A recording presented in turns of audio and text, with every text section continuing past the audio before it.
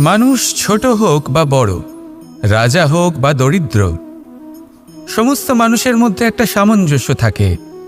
সমস্ত মানুষের কাছে তার প্রশংসা অত্যন্ত গুরুত্বপূর্ণ। সে খুবই প্রসন্ন হয় যদি আপনি তার প্রশংসা করেন, কিন্তু আপনি যদি তাকে এটা বলেন যে এটা তোমার ভুল ছিল, তোমার কিছু খামতি ছিল, তখন সেটা সে মানতে রাজিই থাকে না। সব মানুষ এটা শুনতে পছন্দ করে যে সে যেটা করেছে সেটাই সর্বোত্তম। এবার আমি আপনাকে একটা কথা বলি, এই হলো নিন্দা, এই হলো প্রশংসা, আর এই হলো সত্য, যা সবার থেকে উচ্চস্থানীয়। সেই জন্য মানুষ আয়না দেখে। আয়না তাকে তার সৌন্দর্য দেখায় না, তাকে দেখায় যা সত্য, যাতে মানুষ আরও সুন্দর হওয়ার চেষ্টা করতে থাকে। তাই আয়না অত্যন্ত গুরুত্বপূর্ণ সত্যকে জানার জন্য। জীবনে নিন্দুকের মাহাত্ম্য প্রশংসকের মাহাত্ম্যের থেকে অনেক বেশি। কেন? কারণ তারা আপনাকে আপনার খামতি দেখায়, আপনার ভুলগুলো বুঝিয়ে দেয়, আপনাকে একটা সুযোগ দেয় নিজেকে শুধরে নিতে, নিজেকে আরও শ্রেষ্ঠ করে তুলতে, যা প্রশংসক করতে পারে না। তাই জীবনে যদি কখনো নিন্দা করা হয়, তাকে ভালোবেসে গ্রহণ করুন, ধন্যাত্মক রূপে গ্রহণ করুন। যদি নিজেকে কোনো শিক্ষা দেওয়া সম্ভব হয় তাহলে অবশ্যই দিন। দেখবেন মন প্রসন্ন হয়ে বলবে, রাধা রাধা। জীবনে কখনো সাফল্য আসে, আবার কখনো অসফলতা, কখনো আশা পাওয়া যায়, কখনো নিরাশা, কখনো জয় লাভ করি, আবার কখনো পরাজয়। এর পেছনের কারণটা জানা অত্যন্ত প্রয়োজনীয়। যদি আমি পরাজয়ের কথা বলি, যখনই আমরা পরাজয় লাভ করি আমরা ভাবতে থাকি যে এমন কেন হলো? আমাদের শত্রু কি বেশি শক্তিশালী ছিল, নাকি আমাদের নীতিতে কোনো খামতি ছিল? এই সমস্ত কারণের পেছনে খুব বড় একটা কারণ থাকে, আর সেই কারণ আমাদের অন্তরে সুপ্ত থাকে। ধরে নিন একটা পথ, তাতে আপনি চলছেন, সেই পথ কাঁটায় পরিপূর্ণ, কিন্তু আপনি পাদুকা পরে রয়েছেন আর আপনি হেঁটে সামনে এগিয়ে যান। এবার এমন একটা পথ এলো যা পুষ্পে ঢাকা, আর আপনি পাদুকা পরে রয়েছেন, কিন্তু আপনার পাদুকাতে একটা পাথর আটকে গেল। তখন দু পা হাঁটাও খুব কঠিন হয়ে পড়ে। এই সংসারের যে কোনো শক্তি আপনাকে পরাস্ত করার পূর্বে আপনি জানেন কে আপনাকে পরাস্ত করতে পারে? আপনার অন্তরের দুর্বলতা, আপনার অন্তরের সেই সুপ্ত শত্রু। আর সেই জন্য ইতিবাচক মনোভাব গুরুত্বপূর্ণ হয়ে পড়ে। ভালো মানুষদের সাথে থাকুন, সৎসঙ্গে থাকুন, বন্ধুত্ব করুন, ভালোবাসুন। এই ভালোবাসা এত শক্তিশালী এক অস্ত্র যাকে ব্রহ্মাস্ত্রও পরাস্ত করতে পারে না। এই সমস্যারূপী পাথর কিছুই নয়। আসুন আমার সাথে ভালোবেসে বলুন, রাধা রাধা। মানুষের দুটো রূপ রয়েছে। এক, আমাদের এই মুখ, যা শুধুই চোখে দেখা যায়, আর দ্বিতীয় আমাদের এই মন, যা শুধুমাত্র অন্তরাত্মা দ্বারা দেখা যায়। এবার আমাদের এই মুখ, তা ঈশ্বর সকলকেই আগে থেকেই প্রদান করেছেন, কিন্তু এই মন কেমন হবে তা আমাদের জীবনের অনুভূতি এবং আমাদের জীবনের লক্ষ্য এগুলি সুনিশ্চিত করে। অর্থাৎ নেত্র দিয়ে দেখা যায় আমাদের এই মুখ, তা শুধুই এই কারণে প্রয়োজন যাতে সংসার আমাদের দেখতে পায়, আমাদের চিনতে পারে। কিন্তু যদি এই সংসারে আপনি প্রকৃত অর্থে মান সম্মান লাভ করতে চান, তাহলে নিজের অন্তরাত্মাকে আপনাকে বিকশিত করতেই হবে। দেখুন, কথায় আছে এই যে অসুর, তা শারীরিকভাবে উপস্থিত নয়, তা মনের মধ্যে থাকে। যদি এই মন থেকে অসুরকে বের করে দেওয়া যায়, তাহলে শরীরে তা উপস্থিত থাকবেই না। তাই মনকে শুদ্ধ করুন আর আমার সাথে ভালোবেসে বলুন, রাধা রাধা।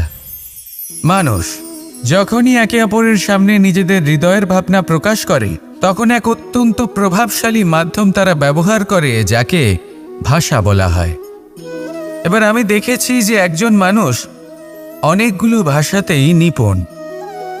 আমি এটাও দেখেছি যে মানুষ অনেকগুলো ভাষায় কথা বলে, কখনো কখনো অনেক ভাষা মিলিত করে তার প্রয়োগ করে, উচিত প্রকারে তাকে ব্যবহার করে না, না সেটাকে সম্মান করে, আর না ভাষাকে শুদ্ধ রাখে। আর এটা হলো অনুচিত। যদি ভাষাকে শুদ্ধ রাখেন তাহলে ভাষা আপনার চরিত্রকে শুদ্ধ রাখবে, তা আপনার একাগ্রতা বাড়িয়ে তুলবে। এই প্রত্যেক ধ্বনিকে অনুভব করে যদি আপনি শব্দের উচ্চারণ করেন, ভাষাকে প্রয়োগ করেন, তাহলে আপনিও আনন্দ পাবেন, আর যিনি শুনছেন সেই ব্যক্তির কানেও মধুর শব্দ বাজবে। তাই মনে রাখবেন, যে ব্যক্তি ভাষার পবিত্রতাকে সম্মান করে তাকে সংসারও সম্মান করে। ভাষাকে শুদ্ধ এবং পবিত্র রাখুন, তাহলে ভাষা আপনার চরিত্রকেও শুদ্ধ এবং পবিত্র রাখবে। আর এই মন সুপ্রসন্ন হয়ে বলবে, রাধা রাধা। এ হলো রামায়ণের সময়কালের কথা। সেতু নির্মাণ করার কাজ চলছিল। সমস্ত বানর সেনা এই কাজে নিযুক্ত হয়েছিলেন। বড় বড় পাথর তুলে নিয়ে এই বানর সেনা সমুদ্রে ফেলছিলেন। এই কাজ চলছিল। এমন সময় ছোট্ট একটা কাঠবিড়ালি এলো।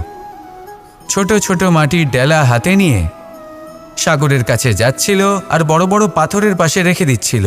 যথাসম্ভব সেখানে রেখে আসছিল। সারা দিন ধরে সে এই পরিশ্রম করেই যাচ্ছিল। এবার শ্রীরাম তার এই কাজ দেখতে পেলেন।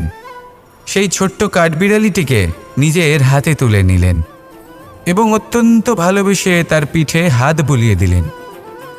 কথায় আছে যে কাঠবিড়ালির পিঠে যে দাগ আছে, সেই 3টি দাগ এসেছে শ্রীরামচন্দ্রের 3 আঙুলের থেকে। যে কাজ আপনি করছেন তাতে সমস্ত শক্তি প্রয়োগ করুন। যতটা আপনার সামর্থ্য রয়েছে, যতটা আপনার প্রতিভা রয়েছে, সম্পূর্ণভাবে উৎসর্গ করে দিন। ঠিক এমনভাবে কর্ম করুন। সেই কাঠবিড়ালি কিন্তু তাই করেছিল। সেই জন্য শ্রীরামের সাথে সেও সেই কাহিনীতে অমর হয়ে গেছিল। সম্পূর্ণ শক্তি প্রয়োগ করুন, সম্পূর্ণ সামর্থ্যের সাথে কর্ম করুন, কারণ এটাই হলো শ্রেষ্ঠ পথ কোনো কর্ম করার। আসুন আমার সাথে ভালোবেসে বলুন, রাধা রাধা। এই সংসারে যখন সাফল্যের পথে আপনি অগ্রসর হবেন, তখন আপনার পরিশ্রম, একাগ্রতা, সাহসের সাথে সাথে সমাজের মানসিকতাও সহ্য করতে হবে। প্রত্যেক ব্যক্তি কিছু না কিছু ভাবেন, কিছু না কিছু বলেন। কিছু মানুষ এমন আছেন যারা ভাববেন যে আপনি কিছুই করতে পারবেন না। তারা আপনার নিন্দা করবেন, আর এই নিন্দার কথা ভেবেই আমরা ভয়ভীত হয়ে পড়ি। সেই কারণে নিজেদের আশা, নিজেদের বিশ্বাস হারিয়ে ফেলি। এবার যদি সেই নিন্দার ভয়ে আমরা লক্ষ্যচ্যুত হই, তাহলে সেটা অনুচিত। সেই জন্য জীবনে শুধু পরিশ্রম করতে থাকুন, সামনে এগোতে থাকুন। যেই দিন আপনি আপনার লক্ষ্য লাভ করবেন, সেই প্রত্যেক ব্যক্তি যারা নিন্দা করছিলেন তাদের দৃষ্টি আপনা থেকেই পাল্টে যাবে, ঠিক কিনা? এই সংসারকে যা প্রাণ চায় তাই বলতে দিন। যদি আপনি কারোর কথা শুনতে চান, তাহলে নিজের অন্তরের কথা শুনুন। সেটাই আপনাকে উচিত পথে নিয়ে যাবে। সামনে অগ্রসর হতে থাকুন, পরিশ্রম করুন। এমন একটা দিন আসবে যেদিন এই নিন্দুক ব্যক্তিরা আপনার লক্ষ্যপ্রাপ্তির উদাহরণ সবাইকে দেবে। আসুন আমার সাথে ভালোবেসে বলুন, রাধা রাধা। মানুষ সুখী জীবনযাপনের প্রতি এতটাই অভ্যস্ত হয়ে পড়ে যে একটা ছোট্ট সমস্যা এলেই সে সবার থেকে সাহায্য চাইতে শুরু করে দেয়। সে সাহায্য লাভও করে এবং সেই সংকট থেকে সে বেরিয়েও আসে। কিন্তু এই সাহায্য কিছু মুহূর্তের, আর কিছু মুহূর্তের হলো এই দুঃখ। এই 2 মুহূর্তের সাহায্যের জন্য আজীবন আপনি তার কাছে ঋণী হয়ে থাকেন। আর মানবিকতার খাতিরে আপনার মনে কৃতজ্ঞতা জেগে ওঠে। আর সেই কৃতজ্ঞতা বোধ হলো যে আপনি কখনো সেই ব্যক্তিকে ছাপিয়ে যেতেই পারবেন না। সেই জন্য জীবনে সবসময় চেষ্টা করবেন নিজেকে প্রস্তুত রাখতে। সেই সব সমস্যার জন্য, সেই সব বাধার জন্য যেগুলো আপনার জীবনে আসতে পারে। ততক্ষণ সাহায্য চাইবেন না যতক্ষণ না অন্য কোনো পথ না থাকছে। সাহায্য চাওয়া অনুচিত নয়, কিন্তু সাহায্য চাইলে এবং সাহায্য পেলে আপনি আজীবন কৃতজ্ঞ এবং ঋণী হয়ে থাকবেন।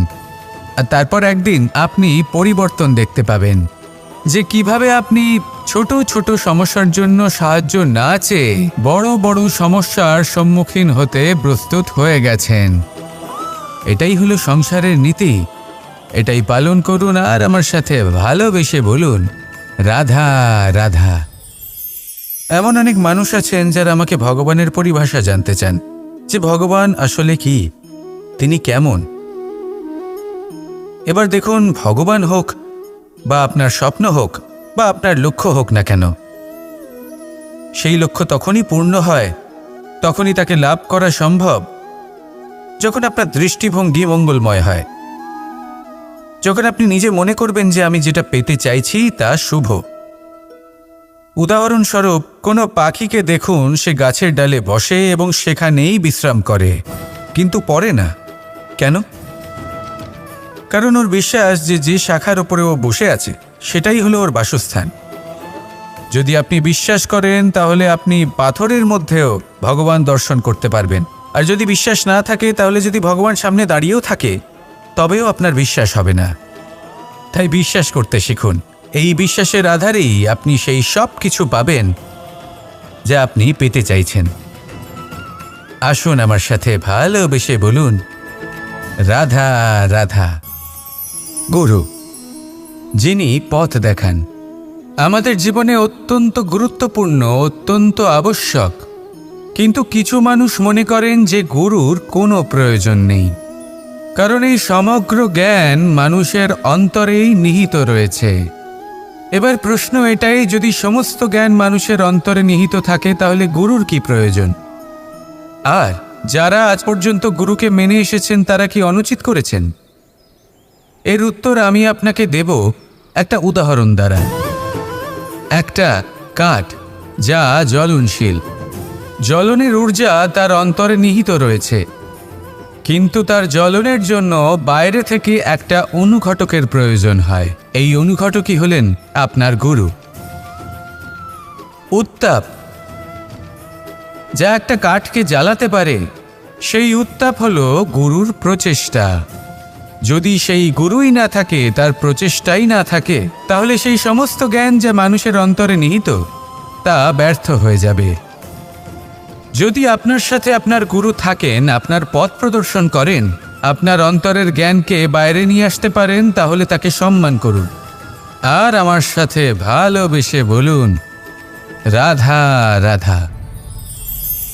असतो मा सद्गमय, तमसो मा ज्योतिर्गमय, মৃত্যুর্মা মৃতঙ্গময়।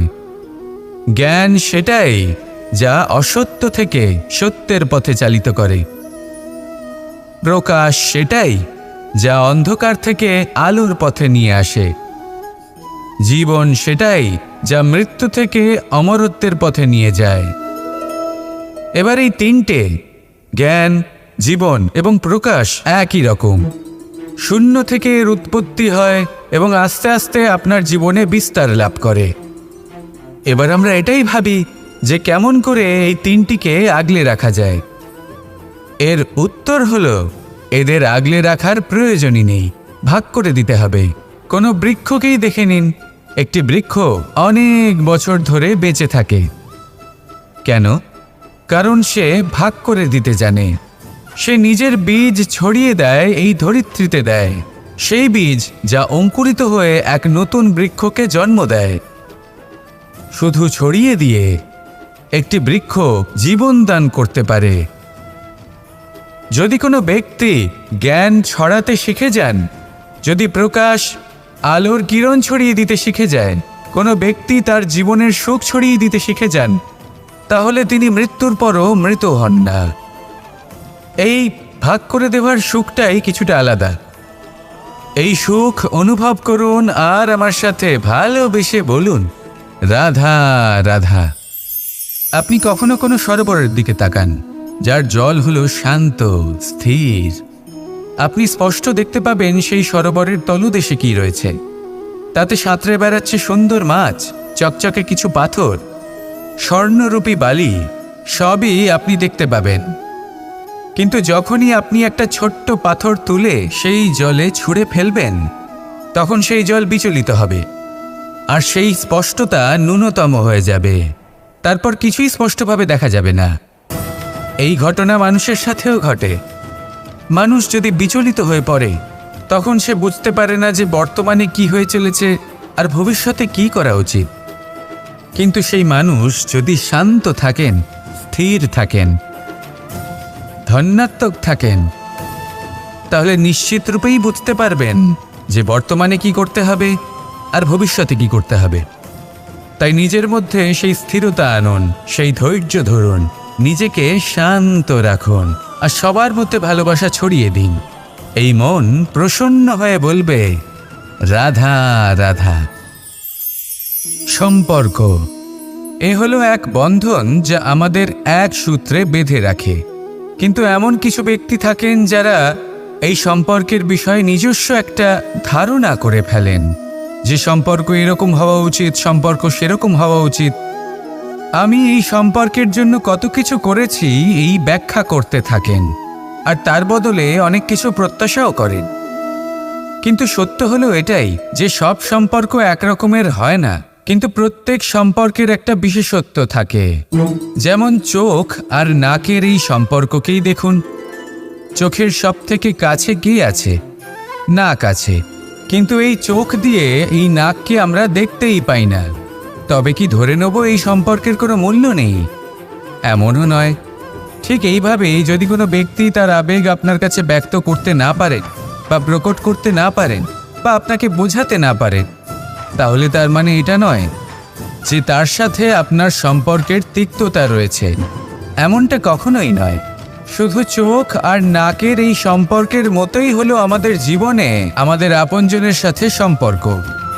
যদি কারোর ব্যবহার আপনার প্রতি অনুচিত হয় বা যদি কেউ অনুপস্থিত থেকে থাকে বা কেউ যদি আপনাকে বুঝতে না পারেন, তাহলে তার অর্থ এটা নয় যে আপনি সেই সম্পর্ক ভেঙে ফেলবেন। বুঝুন, আপনার জীবনে তার গুরুত্ব কোথায় আর তার জীবনে আপনার। সম্পর্ক গড়ে তুলুন, তাকে পালন করতে শিখুন, একসাথে মিলে চলুন। এই মন সুপ্রসন্ন হয়ে বলবে, রাধা রাধা। এই সমগ্র সংসারের সবথেকে গুরুত্বপূর্ণ ব্যক্তি কে? স্বয়ং আপনি। নিজের জন্য তো বটেই, তাই না? কারণ যখন আপনি জন্মগ্রহণ করেন, নিজের চোখ খোলেন, এই সংসারে আসেন, তখনই তো এই সংসারকে আপনি দেখতে পান, অনুভব করতে পারেন। এখানকার আবেগ, এখানকার মানুষজন তখন থেকেই অনুভব করেন। যদি আপনি না থাকেন, তাহলে এই সংসারের অস্তিত্ব আপনার কাছে শূন্যের সমান, তাই না? আপনি না থাকলে এই সংসারও আপনার কাছে নেই। এবার সবাই বলবেন যে এ তো সত্যি কথা। সেই অনুযায়ী তো আমার স্বার্থপর হওয়া উচিত, অহংকারী হওয়া উচিত, কারণ আমার কাছে আমিই তো সব কিছু। দৃষ্টিভঙ্গি পাল্টে দেখুন। আপনার কাছে সবথেকে বেশি গুরুত্বপূর্ণ ব্যক্তি কে? আপনি নিজেই। সেই মানুষটি কেমন হওয়া উচিত একটু ভেবে দেখুন। সবসময় সকলকে সাহায্য করুন, একসাথে মিলে পরিশ্রম করুন, সাহায্য করুন অন্যদেরকে। এটা অতি আবশ্যক। এবং তার থেকেও বেশি গুরুত্বপূর্ণ হলো এটাই যে আপনার মনে যেন কখনো এই বিষয়ে ভয় না থাকে যে আমি আমার প্রিয়জনদের, আমার কাছের মানুষগুলিকে হারিয়ে ফেলব। এই ভয় কখনোই মনের মধ্যে থাকা উচিত নয়। যদি ভয় থাকে তাহলে থাকুক এই বিষয়ে যে সকল মানুষ আমার জীবন থেকে, আমার থেকে দূরে চলে যাচ্ছেন, তাদের বাধা দিতে দিতে আমি যেন নিজেকেই না হারিয়ে ফেলি, নিজের অস্তিত্বকেই না হারিয়ে ফেলি, নিজের ব্যক্তিত্বকে, নিজের বিচারধারাকে, নিজের করুণার শক্তি না হারাই। তাহলে এই ভয় ত্যাগ করুন আর আমার সাথে ভালোবেসে বলুন, রাধা রাধা। এই ফল কি তা বলার কোনো প্রয়োজন নেই। এই ফল কতটা সুস্বাদু সেটাও বলার কোনো প্রয়োজন নেই। ধরুন এমন কোনো মানুষ আসলেন যিনি জানেন না এটা কোন ফল। তিনি এটা দেখে ভাববেন এ তো কাঁটার একটা গুচ্ছ মনে হচ্ছে, নিয়ে ফেলে দেবেন। সেখানে দ্বিতীয় কোনো ব্যক্তি যিনি বুঝদার, তিনি দেখবেন, ভাববেন যে প্রকৃতি এর গায়ে এত কাঁটা কেন দিয়েছে? অবশ্যই সুরক্ষার জন্য দিয়েছে, অর্থাৎ ভিতরে অবশ্যই অমূল্য কিছু রয়েছে। সেই ধরনের ব্যক্তি এই ফলের অন্তরে প্রবেশ করেন এবং এই ফলের আনন্দ উপভোগ করেন। এরকমই কিছুটা আমাদের সংসারেও আমরা দেখতে পাই। প্রত্যেক দিন আমরা নতুন নতুন মানুষের সাথে পরিচিত হই। এমন কিছু ব্যক্তি থাকেন যাদের সাথে প্রথম আলাপের পর আমাদের এটা মনে হয় যে এই ব্যক্তিকে দেখে একটু রাগী ব্যক্তি মনে হচ্ছে, বড়ই অহংকারী বোধ হচ্ছে, উদ্ধত মনে হচ্ছে। বেশিরভাগ মানুষ প্রথম আলাপের পরে তাদের সাথে দূরত্ব বজায় রাখবেন, কিন্তু যিনি বুঝদার ব্যক্তি তিনি ভাববেন যে এই ব্যক্তি এমন কেন করছেন। হয়তো সুরক্ষার খাতিরে এই ব্যক্তি নিজেকে এরকম করে তুলেছেন যাতে অন্য কোনো ব্যক্তি এসে ওনার সময় নষ্ট না করেন, ওনার আবেগের সাথে ছলনা না করেন, খেলা না করেন। হয়তো অতীতে এমন কোনো ঘটনা ঘটেছে যার জন্য এই ব্যক্তি কিছুটা এরকম হয়ে গেছেন। এমনই একজন ব্যক্তি সেই ব্যক্তির মনের গভীর পর্যন্ত পৌঁছতে পারেন আর সেখান থেকে শুভ গুণগুলিকে বাইরে বের করে আনতে পারেন। এরকমই ব্যক্তি হয়ে উঠুন, এমন বুঝদার ব্যক্তি হয়ে উঠুন যিনি সামনের ব্যক্তির খারাপ গুণগুলিকে অবহেলা করে হৃদয়ের অন্তঃস্থল থেকে শুভ গুণগুলিকে প্রকাশিত করে এবং সেই ব্যক্তিকে দেখাতে পারে। এমন ব্যক্তি হয়ে উঠুন যিনি নিজের জীবনকেও সফল করে তোলেন এবং অন্যের জীবনকেও। আসুন আমার সাথে ভালোবেসে বলুন, রাধা রাধা। আমি জীবনে অনেক ভালো মানুষের সংস্পর্শে এসেছি। এমন ব্যক্তি যিনি আজীবন জ্ঞান লাভ করে থাকেন, পড়তেই থাকেন, পড়তেই থাকেন, জ্ঞান অর্জন করতেই থাকেন, অত্যাধিক জ্ঞান অর্জন করতে থাকেন। কিন্তু এইটুকুই কি যথেষ্ট? ধরে নিন কোনো ব্যক্তি শিল্পকলার বিষয়ে অনেক বই পড়ে ফেলেছেন, কিন্তু কখনো শিল্পকর্মই করেননি। তাহলে সেই জ্ঞানের কি লাভ? কোনো লাভ নেই। এবার এটাই আমাদের জীবনে শেখা প্রয়োজন। আমরা জ্ঞান অর্জন করি কিন্তু তা যাপন করি না, তা কর্মজীবনে প্রয়োগ করি না। তাহলে এতে কি লাভ হবে? জ্ঞান আছেই সেই জন্য যাতে আমরা জীবনকে আরও শ্রেষ্ঠ করে তোলার জন্য তাকে প্রয়োগ করি। এই জ্ঞান এবং কর্মের একসাথে পথ চলাটাই আবশ্যক। তবেই এই জ্ঞান অভিজ্ঞতায় পরিণত হবে। আর অভিজ্ঞতা দ্বারা যে জ্ঞান লাভ হয় সেটাই সবথেকে বেশি গুরুত্বপূর্ণ, সেটাই হলো সবথেকে বেশি লাভদায়ক।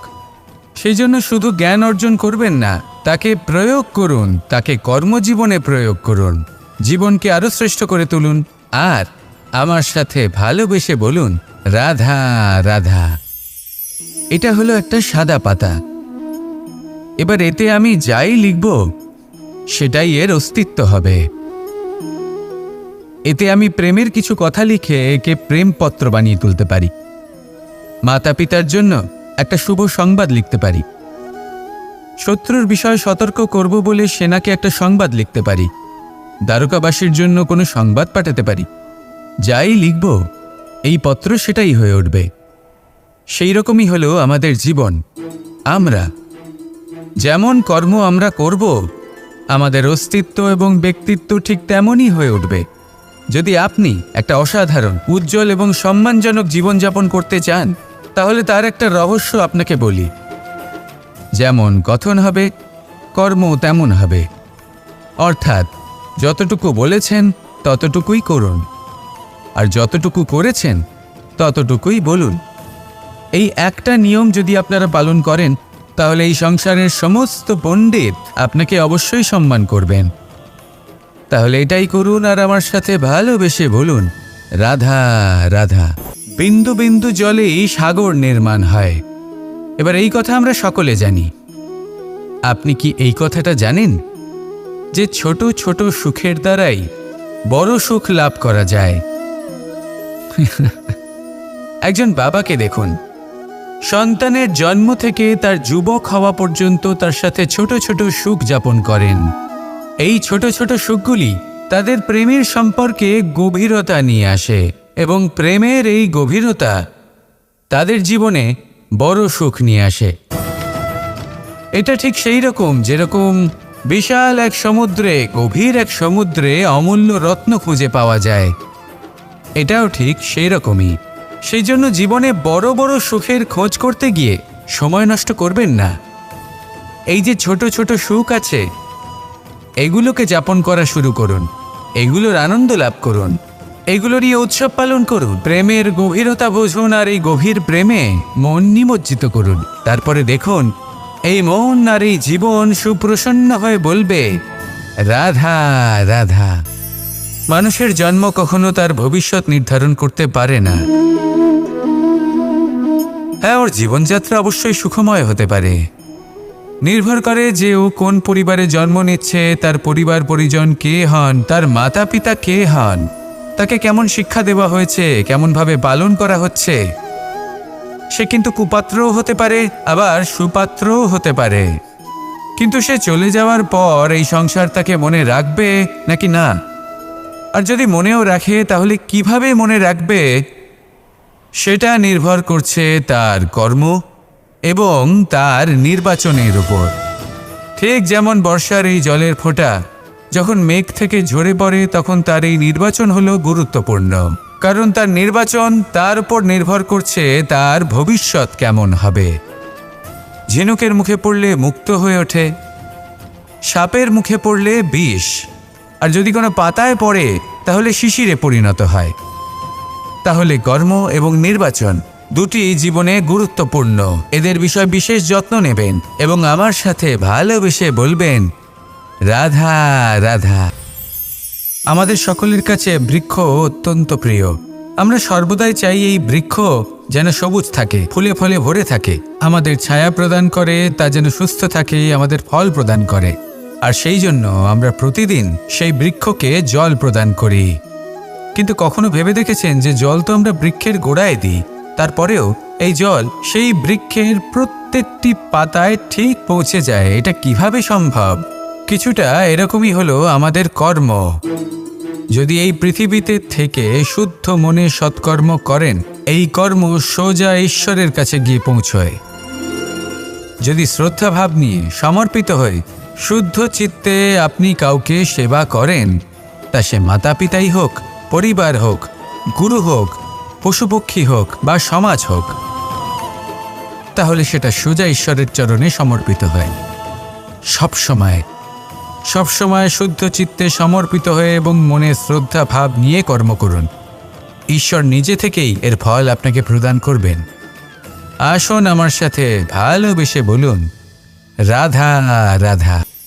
ইচ্ছে এবং চেষ্টা এই দুই মানুষের মধ্যে আছে, কিন্তু এই দুইয়ের মধ্যে সামঞ্জস্য থাকা খুব প্রয়োজন। আপনার যা ইচ্ছে সেটা পূর্ণ করার জন্য চেষ্টার প্রয়োজন তো অবশ্যই। আপনি যে স্বপ্ন দেখেন সেটা পূর্ণ করার জন্য নিদ্রা ত্যাগ করে চেষ্টা করা অত্যন্ত প্রয়োজনীয়, নয়তো এই স্বপ্ন কখনোই পূর্ণ হবে না। যদি আপনি কোনো প্রশ্নের উত্তর চান তাহলেও আপনাকে চেষ্টা করতেই হবে। জীবনে যদি সামনে এগোতে হয় তাহলে পাকে কষ্ট দিয়ে সামনে এগোতে হবে, চেষ্টা অবশ্যই করতে হবে। যদি আপনি চেষ্টা না করেন, পরিশ্রম না করেন, তাহলে এই সংসার আপনাকে পেছনে ফেলে সামনে এগিয়ে যাবে। নিজের ইচ্ছেগুলিকে মন থেকে বাস্তবে আনুন আর চেষ্টার দ্বারা তাকে সার্থক করুন। এই মন প্রসন্ন হয়ে বলবে, রাধা রাধা।